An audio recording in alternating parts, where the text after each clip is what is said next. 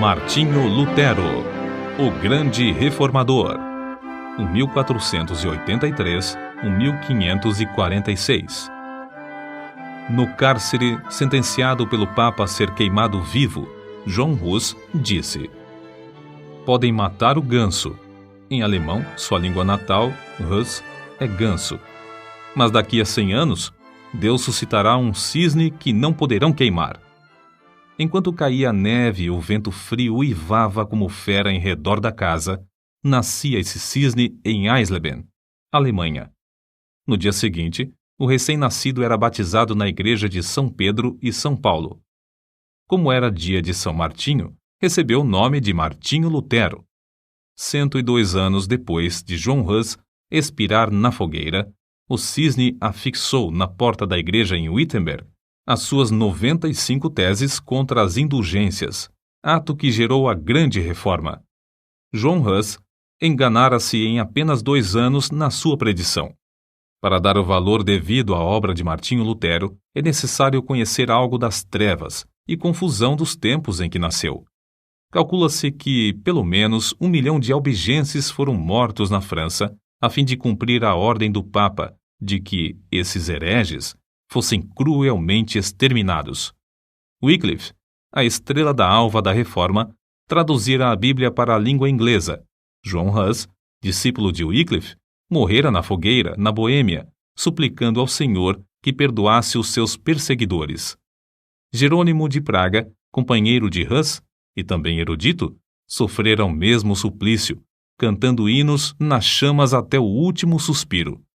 João Essália, notável pregador de Erfurt, fora preso por ensinar que a salvação é pela graça. Seu frágil corpo fora metido entre ferros, onde morreu 4 anos antes do nascimento de Lutero. Na Itália, 15 anos depois de Lutero nascer, Savonarola, homem dedicado a Deus e fiel pregador da palavra, foi enforcado e seu corpo reduzido a cinzas, por ordem da Igreja Romana. Em tempos assim, nasceu Martinho Lutero. Como muitos dos mais célebres entre os homens, era de família pobre.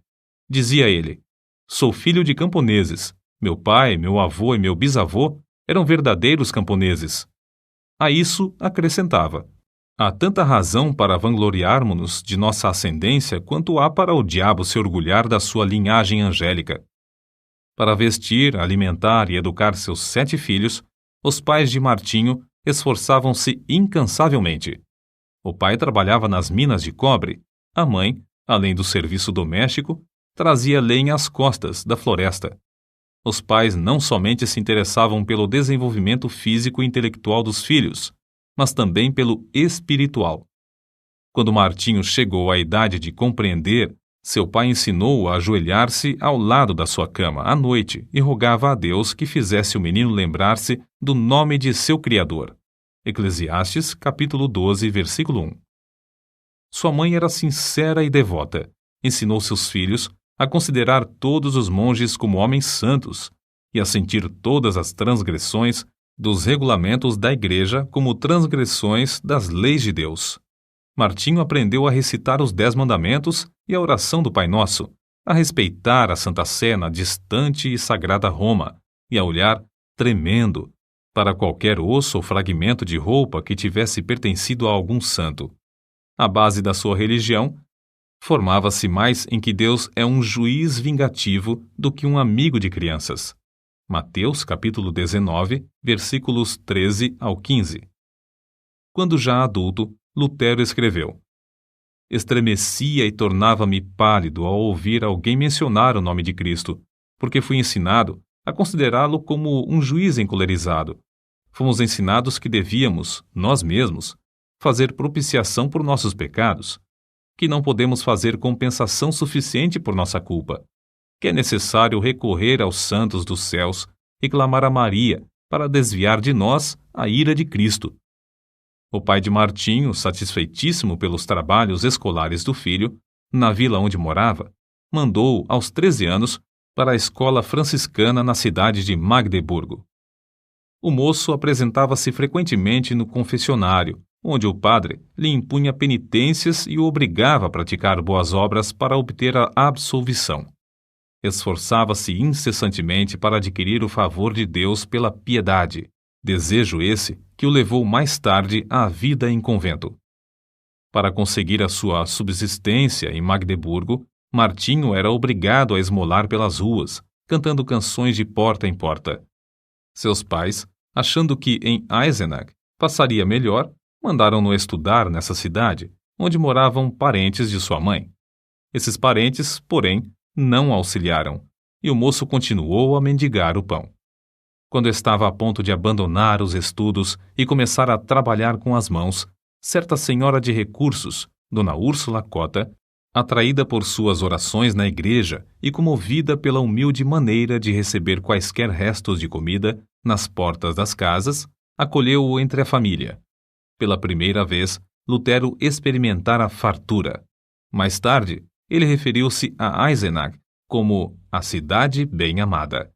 Quando Lutero se tornou famoso, recebeu em sua casa, em Wittenberg, um dos filhos da família Cota, que cursava naquela cidade.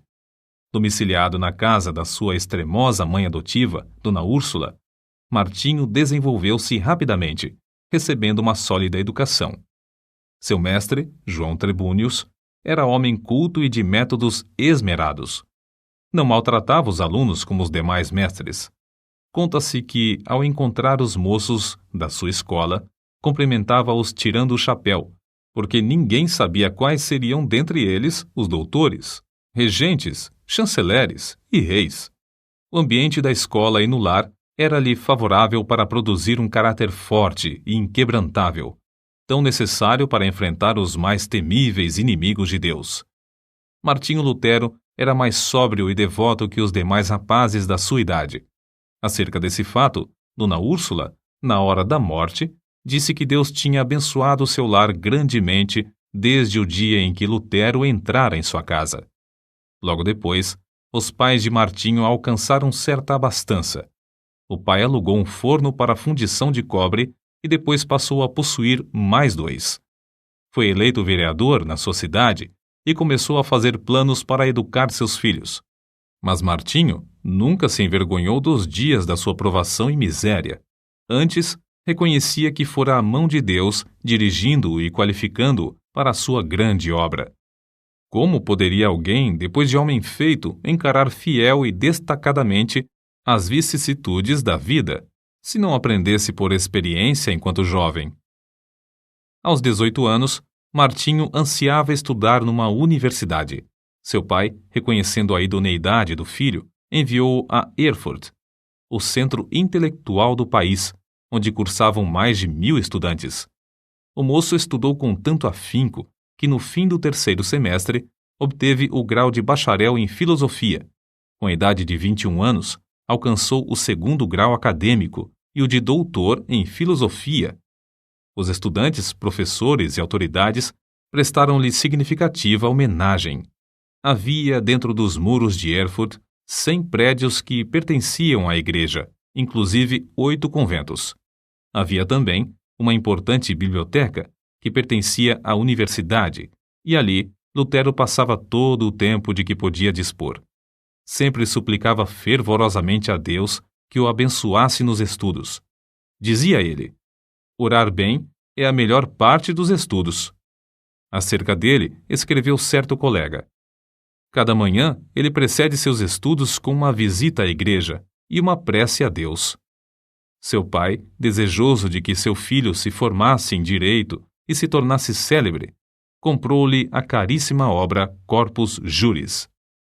Mas a alma de Lutero suspirava por Deus, acima de todas as coisas.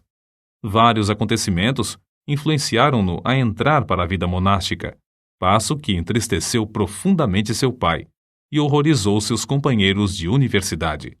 Primeiro, achou na biblioteca o maravilhoso livro dos livros, a Bíblia completa, em latim. Até aquela ocasião, supunha que as pequenas porções escolhidas pela igreja para serem lidas aos domingos constituíssem o todo da palavra de Deus. Depois de uma longa leitura, exclamou: "Oh, se a providência me desse um livro como este só para mim!" Continuando a ler as Escrituras, seu coração começou a perceber a luz e a sua alma a sentir ainda mais sede de Deus.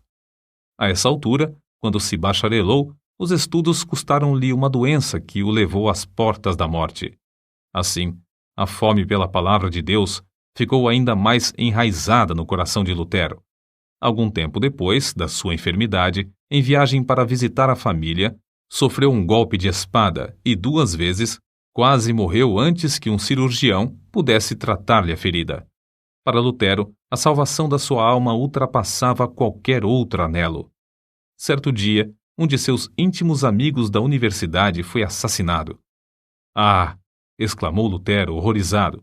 O que seria de mim se eu tivesse sido chamado desta para outra vida tão inopinadamente? Mas, de todos esses acontecimentos, o que mais o abalou em espírito foi o que experimentou durante uma terrível tempestade quando voltava de visitar seus pais. Não havia abrigo próximo. Os céus estavam em brasa. Os raios rasgavam as nuvens a cada instante. De repente, um raio caiu ao seu lado. Lutero, tomado de grande susto e sentindo-se perto do inferno, prostrou-se gritando: Santana, salva-me, e tornar-me-ei monge. Lutero chamava a esse incidente a minha estrada, caminho de Damasco, e não tardou em cumprir a sua promessa feita a Santana. Convidou então os seus colegas para cearem com ele. Depois da refeição, enquanto eles se divertiam com palestras e música, repentinamente anunciou-lhes que dali em diante poderiam considerá-lo como morto, pois ia entrar para o convento. Debalde os seus companheiros procuraram dissuadi-lo do seu plano. Na escuridão daquela mesma noite, o moço, antes de completar 22 anos, dirigiu-se ao convento dos agostinianos e bateu. A porta abriu-se e Lutero entrou. O professor admirado e festejado, a glória da universidade, aquele que passara os dias e as noites curvado sobre os livros, tornara-se irmão agostiniano. O mosteiro dos agostinianos era o melhor dos claustros de Erfurt. Seus monges eram os pregadores da cidade, estimados por suas obras entre os pobres e oprimidos. Nunca houve naquele convento um monge mais submisso, mais devoto, mais piedoso do que Martinho Lutero. Submetia-se aos serviços mais humildes, como o de porteiro, coveiro, varredor da igreja e das celas dos monges. Não recusava mendigar o pão cotidiano para o convento nas ruas de Erfurt. Durante o ano de noviciado, antes de Lutero ser feito monge, seus amigos fizeram tudo para dissuadi-lo de confirmar esse passo. Os companheiros, os quais convidara para a ceia e anunciara a intenção de ser monge, ficaram no portão do convento 2 dias, esperando que ele voltasse.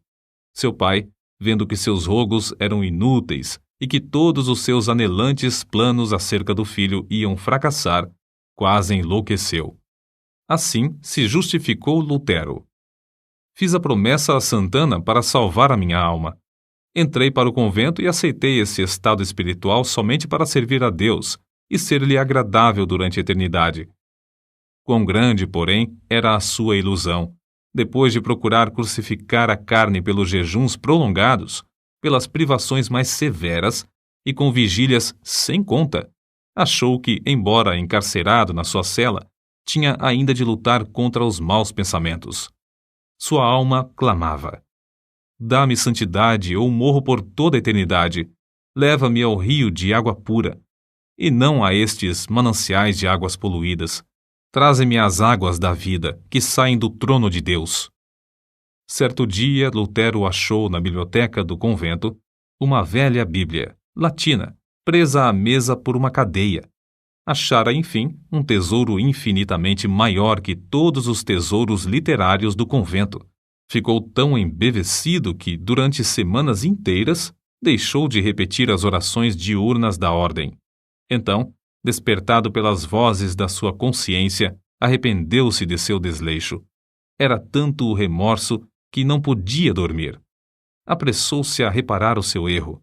Fê-lo com tanto anseio que não se lembrava de alimentar-se. Então, enfraquecidíssimo por tantos jejuns e vigílias, sentiu-se oprimido pelas apreensões até perder os sentidos e cair por terra. Aí os outros monges o acharam, admirados novamente de sua excepcional piedade. Lutero somente voltou a si depois de um grupo de coristas o haver rodeado, cantando. A suave harmonia penetrou-lhe o coração e despertou o seu espírito. Ainda assim, lhe faltava a paz perpétua para a alma. Ainda não havia ouvido cantar o coro celestial. Glória a Deus nas alturas, paz na terra, boa vontade para com os homens. Nessa altura, o vigário-geral da ordem agostiniana, Staupitz, visitou o convento. Era homem de grande discernimento e devoção enraizada. Compreendendo logo o problema do jovem monge, ofereceu-lhe uma Bíblia na qual Lutero leu que o justo viverá da fé. Por quanto tempo tinha ele anelado! Oh, se Deus me desse um livro destes só para mim! Agora ele o possuía. Na Bíblia achou grande consolação, mas a leitura não podia completar-se em um dia. Ficou mais determinado do que nunca a alcançar paz para sua alma, na vida monástica, jejuando e passando noites a fio sem dormir. Gravemente enfermo, exclamou: os meus pecados, os meus pecados! Apesar de sua vida ter sido livre de manchas, como ele afirmava e outros testificavam, sentia sua culpa perante Deus, até que um velho monge lembrou-lhe uma palavra do credo: creio na remissão dos pecados. Viu então que Deus não somente perdoara os pecados de Daniel e de Simão Pedro, mas também os seus. Pouco tempo depois desses acontecimentos, Lutero foi ordenado padre. A primeira missa que celebrou foi um grande evento. O pai, irreconciliável desde o dia em que o filho abandonara os estudos de advocacia, assistiu à primeira missa de Lutero, vindo a cavalo de Mansfield, com uma boa oferta para o convento, acompanhado de 25 amigos. Depois de completar 25 anos de idade, Lutero foi nomeado para a cadeira de filosofia em Wittenberg, para onde se mudou a fim de viver no convento da sua ordem. Sua alma, porém, anelava pela palavra de Deus e pelo conhecimento de Cristo. No meio das ocupações do professorado, dedicou-se ao estudo das Escrituras e, no primeiro ano, conquistou o grau de bacalaureus ad Bíblia. Sua alma ardia com o fogo dos céus. De todas as partes acorriam multidões para ouvir os seus discursos, os quais fluíam abundante e vivamente do seu coração, sobre as maravilhosas verdades reveladas nas Escrituras. Um dos mais afamados professores de Leipzig, conhecido como Luz do Mundo, disse: este frade há de envergonhar todos os doutores. Há de propalar uma doutrina nova e reformar toda a igreja, porque ele se baseia na palavra de Cristo, palavra à qual ninguém no mundo pode resistir e que ninguém pode refutar, mesmo atacando-a com todas as armas da filosofia. Um dos pontos iluminantes da biografia de Lutero é a sua visita a Roma. Havia surgido uma disputa renhida entre 7 conventos dos agostinianos, os quais decidiram deixar os pontos de dissidência para o Papa resolver. Lutero, sendo o homem mais hábil e eloquente, além de altamente apreciado e respeitado por todos os que o conheciam, foi escolhido para representar o seu convento em Roma. Fez a viagem a pé, acompanhado de outro monge. Nesse tempo, Lutero ainda continuava a dedicar-se fiel e inteiramente à Igreja Romana. Quando, por fim, chegaram ao ponto da estrada onde se avistava a famosa cidade, Lutero caiu em terra e exclamou: saúdo-te, santa cidade! Os 2 monges passaram um mês em Roma, visitando os vários santuários e os lugares de peregrinação. Lutero celebrou missa 10 vezes. Lastimou, ao mesmo tempo, que seus pais ainda não tivessem morrido a fim de poder resgatá-los do purgatório. Um dia, subindo a santa escada de joelhos, desejando a indulgência que o chefe da igreja prometia por esse ato, ressoaram nos seus ouvidos, como voz de trovão, as palavras de Deus: o justo viverá da fé. Lutero ergueu-se e saiu envergonhado. Depois da corrupção generalizada que viu em Roma, sua alma aderiu à Bíblia mais que nunca. Ao chegar novamente ao seu convento, o vigário-geral insistiu em que desse os passos necessários para obter o título de doutor, com o qual teria o direito de pregar. Lutero, porém, reconhecendo a grande responsabilidade perante Deus e não querendo ceder, disse: Não é de pouca importância que o homem fale em lugar de Deus. Ah, senhor doutor, fazendo isso, me tirais a vida, não resistirei mais que 3 meses. O vigário-geral respondeu-lhe: seja assim, em nome de Deus, pois o Senhor Deus também necessita nos céus de homens dedicados e hábeis. O coração de Lutero, elevado à dignidade de doutor em teologia, abrasava-se ainda mais do desejo de conhecer as Sagradas Escrituras e foi nomeado pregador da cidade de Wittenberg. Os livros que estudou e as margens cheias de anotações que escreveu em letras miúdas servem aos eruditos atuais como exemplo de como cuidadosa e minuciosamente estudava tudo em ordem. Acerca da grande transformação da sua vida nesse tempo, ele mesmo escreve: desejando ardentemente compreender as palavras de Paulo, comecei o estudo da Epístola aos Romanos. Porém, logo no primeiro capítulo, consta que a justiça de Deus se revela no Evangelho. Versículos 16 e 17. Eu detestava as palavras a justiça de Deus, porque, conforme foi ensinado, eu a considerava como um atributo do Deus Santo, que o leva a castigar os pecadores. Apesar de viver irrepreensivelmente como monge, a consciência perturbada me mostrava que era pecador perante Deus. Assim, odiava a um Deus justo que castiga os pecadores. Senti-me ferido de consciência, revoltado intimamente. Contudo, voltava sempre para o mesmo versículo, porque queria saber o que Paulo ensinava. Depois de meditar sobre esse ponto durante muitos dias e noites, Deus, na sua graça, me mostrou a palavra: o justo viverá da fé. Vi então que a justiça de Deus, nesta passagem, é a justiça que o homem piedoso recebe de Deus, pela fé como dádiva. Dessa forma, a alma de Lutero saiu da escravidão. A respeito disso, ele mesmo escreveu: então, me achei recém-nascido e no paraíso. Todas as Escrituras tinham para mim outro aspecto. Perscrutava-as para ver tudo quanto ensinam sobre a justiça de Deus. Antes, estas palavras eram-me detestáveis. Agora, as recebo com o mais intenso amor. A passagem me servia como a porta do paraíso. Depois dessa experiência, pregava diariamente. Em certas ocasiões, pregava até 3 vezes ao dia, conforme ele mesmo conta.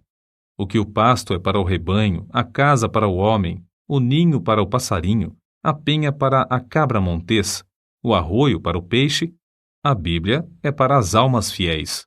A luz do Evangelho, por fim, tomara o lugar das trevas, e a alma de Lutero abrasava por conduzir os seus ouvintes ao Cordeiro de Deus, que tira todo o pecado.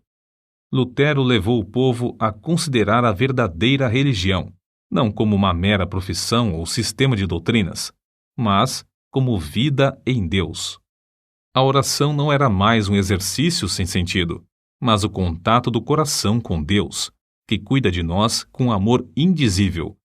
Nos seus sermões, Deus revelou o seu próprio coração a milhares de ouvintes por meio do coração de Lutero.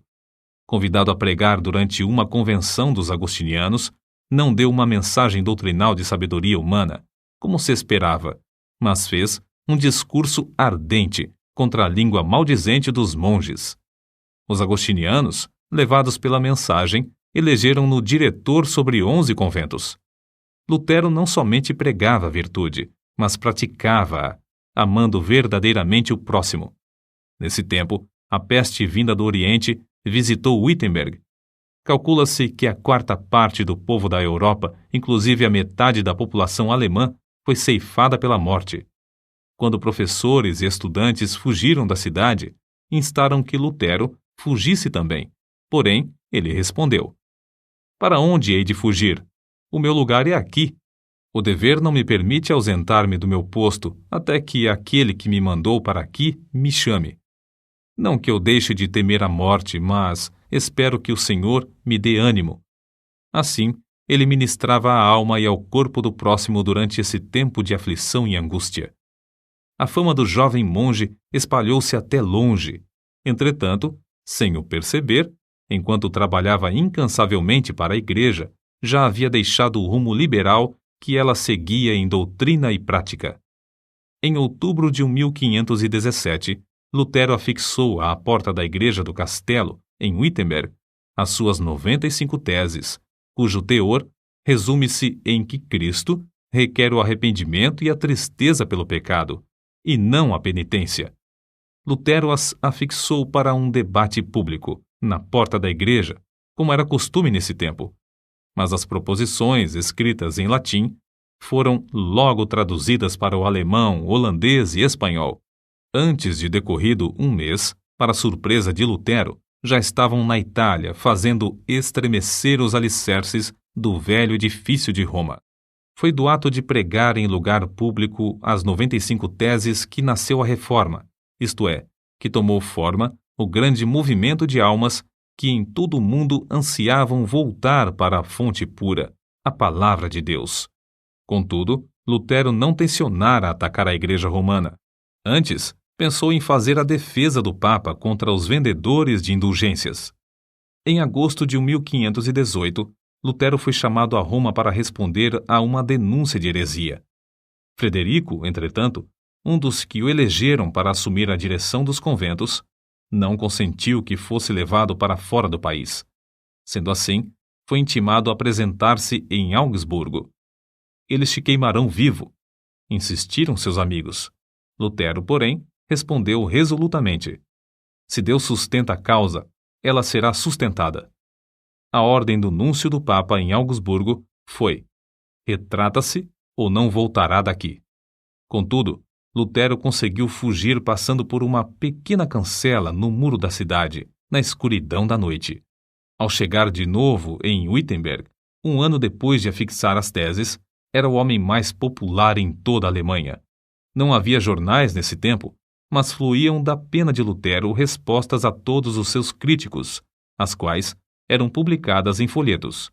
O que escreveu dessa forma, hoje seriam 100 volumes. O célebre Erasmo, da Holanda, assim escreveu a Lutero: seus livros estão despertando todo o país. Os mais eminentes da Inglaterra gostam de seus escritos. Quando a bula de excomunhão enviada pelo Papa chegou em Wittenberg, Lutero respondeu com um tratado dirigido ao Papa Leão X, exortando, no nome do Senhor, a que se arrependesse. A bula do Papa foi queimada fora do muro da cidade de Wittenberg, perante grande ajuntamento do povo. Assim escreveu Lutero ao vigário-geral. No momento de queimar a bula, estava tremendo e orando, mas agora estou satisfeito de ter praticado este ato enérgico. Lutero não esperou até que o Papa o excomungasse, mas deu logo o pulo da Igreja Romana para a Igreja do Deus vivo. Nesse ínterim, o imperador Carlos V, que ia convocar sua primeira dieta, Assembleia Política, na cidade de Worms, queria que Lutero comparecesse para responder pessoalmente aos seus acusadores. Os amigos de Lutero insistiam em que se recusasse a ir. Não fora John Hus entregue a Roma para ser queimado apesar da garantia de vida por parte do imperador? Mas em resposta a todos os que se esforçavam por dissuadi-lo de comparecer perante seus terríveis inimigos, Lutero, fiel à chamada de Deus, respondeu: ainda que haja em Worms tantos demônios quantas sejam as telhas nos telhados, confiando em Deus, eu aí entrarei. Depois de dar ordens acerca do trabalho, no caso de ele não voltar, partiu. Na sua viagem para Worms, o povo afluía em massa para ver o grande homem que teve coragem de desafiar a autoridade do Papa. Em Mora, pregou ao ar livre, porque as igrejas não mais comportavam as multidões que queriam ouvir seus sermões. Ao avistar as torres das igrejas de Worms, levantou-se na carroça em que viajava e cantou o hino de sua autoria, Ein feste Berg, Castelo Forte, que se tornaria o mais famoso da Reforma. Ao entrar, por fim, na cidade, estava acompanhado de uma multidão muito maior do que a que fora ao encontro de Carlos V. No dia seguinte, foi levado perante o imperador, ao lado do qual se achavam o delegado do Papa, 6 eleitores do Império, 25 duques, 8 margraves, 30 cardeais e bispos, 7 embaixadores, os deputados de 10 cidades e grande número de príncipes, condes e barões. É fácil imaginar que o reformador era um homem de grande coragem e de físico forte para enfrentar tantas feras que ansiavam despedaçar-lhe o corpo. A verdade é que passara uma grande parte da vida afastado dos homens, e mais ainda, achava-se fraco da viagem durante a qual foi necessário que um médico o atendesse. Entretanto, mostrou-se corajoso, não em sua própria força, mas no poder de Deus.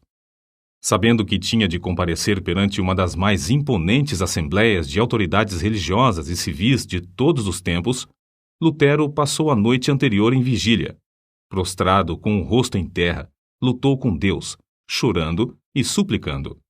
Um dos seus amigos ouviu-o orar assim: Ó Deus Todo-Poderoso, a carne é fraca, o diabo é forte. Ah, Deus, meu Deus, que perto de mim estejas contra a razão e a sabedoria do mundo. Falo, pois somente tu podes fazer. Não é a minha causa, mas sim a tua. Que tenho eu com os grandes da terra? É a tua causa, Senhor, a tua justa e eterna causa. Salva-me, ó Deus fiel, somente em ti confio. Ó Deus, meu Deus, vem, estou pronto a dar como um cordeiro a minha vida. O mundo não conseguirá prender a minha consciência, ainda que esteja cheio de demônios. E se o meu corpo tem de ser destruído, a minha alma te pertence e estará contigo eternamente. Conta-se que, no dia seguinte, na ocasião de Lutero transpor a porta para comparecer perante a Dieta, o veterano general Freudesburgo colocou a mão no ombro do reformador e disse-lhe: Pequeno monge, vais a um encontro diferente, que eu ou qualquer outro capitão jamais experimentamos, mesmo nas nossas conquistas mais ensanguentadas. Contudo, se a causa é justa e sabes que o é, avança no nome de Deus, e não temas nada. Deus não te abandonará. O grande general não sabia que Martinho Lutero vencera a batalha em oração e que entrava somente para declarar-lhes que a havia vencido de maiores inimigos. Quando o núncio do Papa exigiu de Lutero, perante a augusta Assembleia, que se retratasse, ele respondeu: Se não me refutardes pelo testemunho das Escrituras ou por argumentos, uma vez que não creio somente nos papas e nos concílios, por ser evidente que já muitas vezes se enganaram e se contradisseram uns aos outros, a minha consciência tem de ficar submissa à palavra de Deus. Não posso retratar-me, nem me retratarei de qualquer coisa, pois não é justo nem seguro agir contra a consciência. Deus me ajude. Amém. De volta ao seu aposento, Lutero levantou as mãos ao céu e exclamou com o rosto todo iluminado: Está cumprido, está cumprido. Se eu tivesse 1000 cabeças, preferiria que todas fossem decepadas antes de me retratar. A cidade de Worms, ao receber as notícias da ousada resposta de Lutero ao núncio do Papa, alvoroçou-se. As palavras do reformador foram publicadas e espalhadas entre o povo, que afluiu para honrá-lo.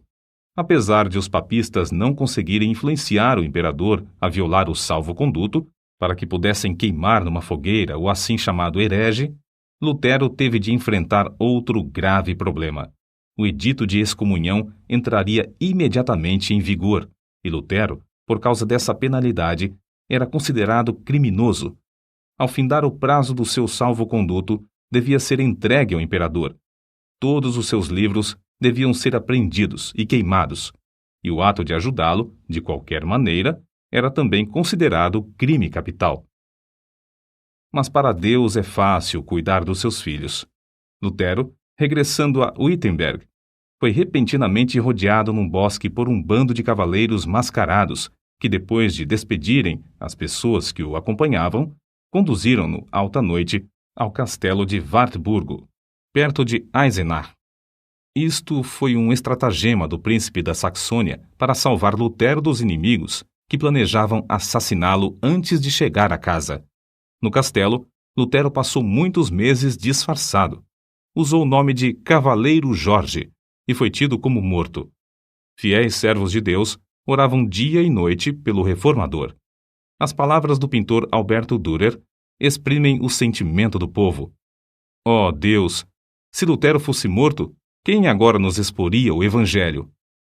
Contudo, no seu retiro livre dos inimigos, foi-lhe concedida a liberdade de escrever, E o mundo logo soube, pela grande quantidade de literatura produzida, que a obra saía de sua pena e que, de fato, Lutero vivia.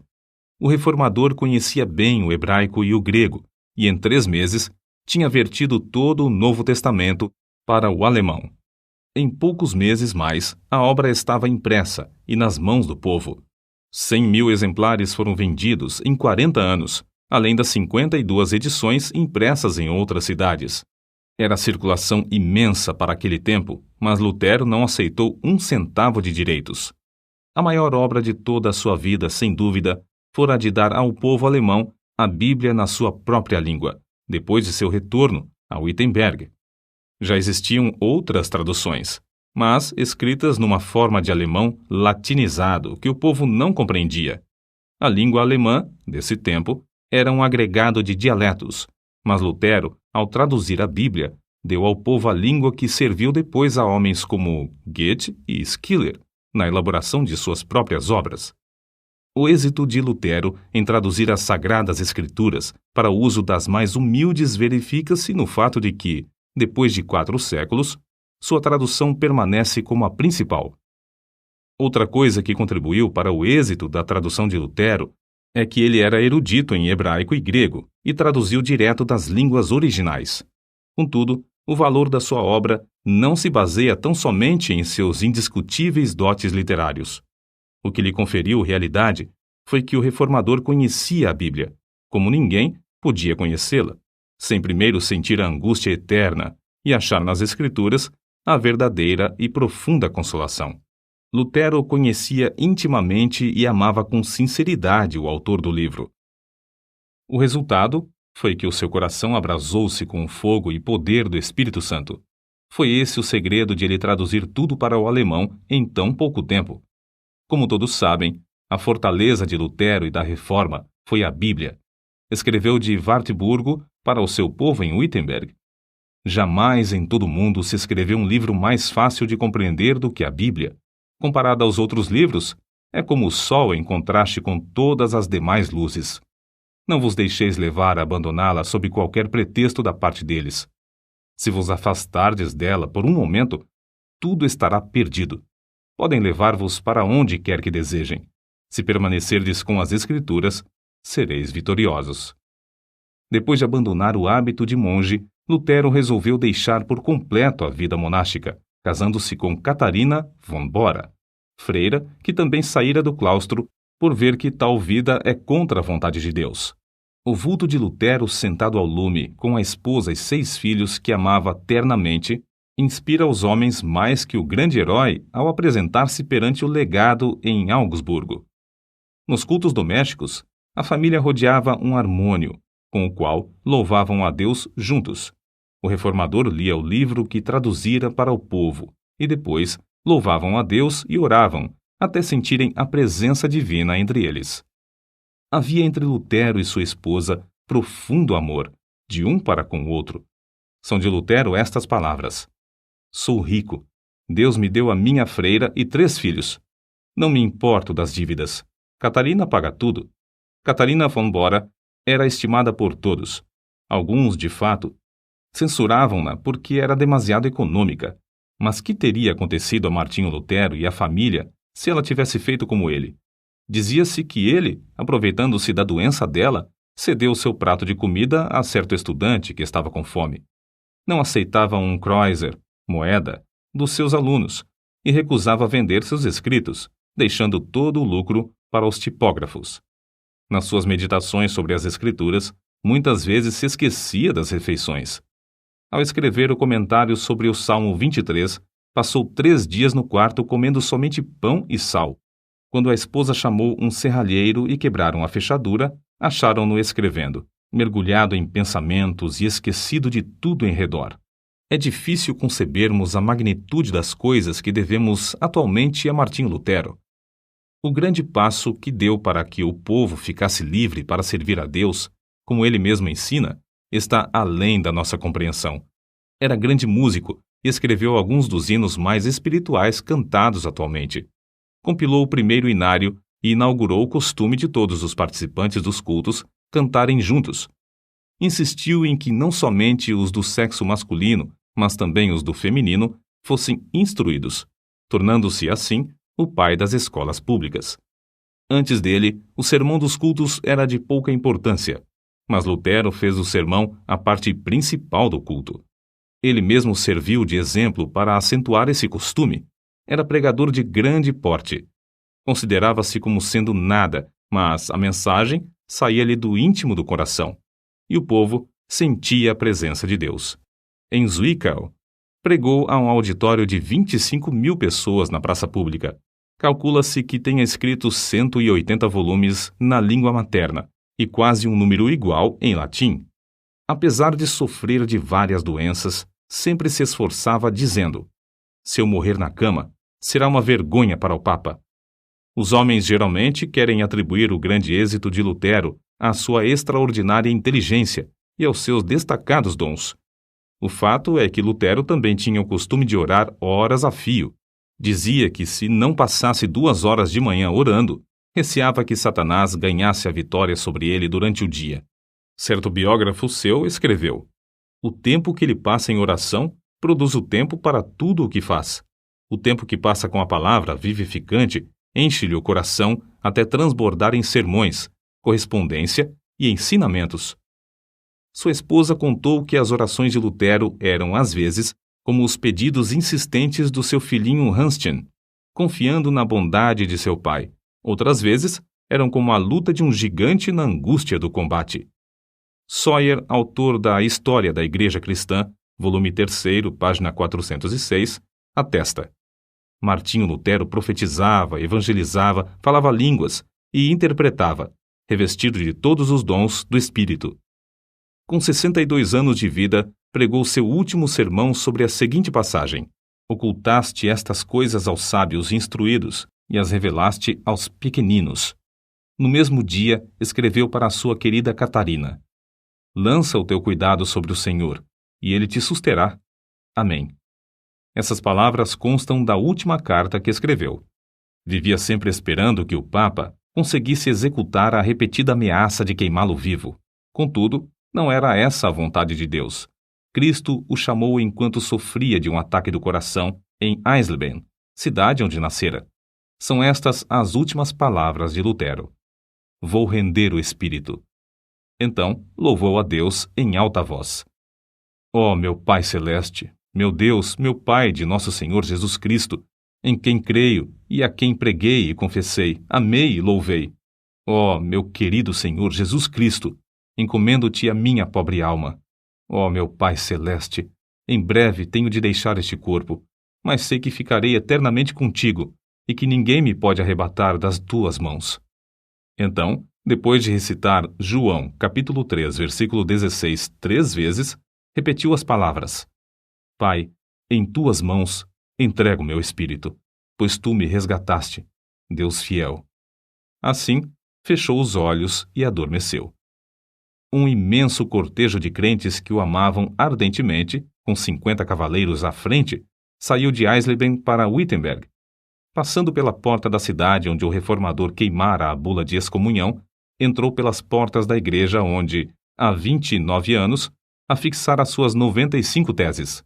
No culto fúnebre, Bugenhagen, o pastor, e Melanchthon, inseparável companheiro de Lutero, discursaram.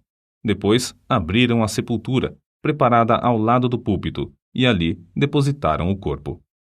14 anos depois, o corpo de Melanchthon achou descanso no outro lado do púlpito. Em redor dos dois, jazem os restos mortais de mais de 90 mestres da universidade. As portas da igreja do castelo, destruídas pelo fogo no bombardeio de Wittenberg em 1760, foram substituídas por portas de bronze em 1812, nas quais estão gravadas as 95 teses. Contudo, este homem que perseverou em oração deixou gravadas, não no metal que perece, mas em centenas de milhões de almas imortais, a palavra de Deus, que dará fruto para toda a eternidade. Nota: os albigenses são considerados os heréticos de maior importância dentro da Igreja Católica durante a Idade Média. Devem seu nome à cidade de Albi, na França. O Papa Inocêncio III lançou a Cruzada Albigense, 1209 ao 1229, que reprimiu seus seguidores de forma brutal. Só pequenos grupos sobreviveram e, mesmo assim, logo foram perseguidos pela Inquisição, até fins do século XIV.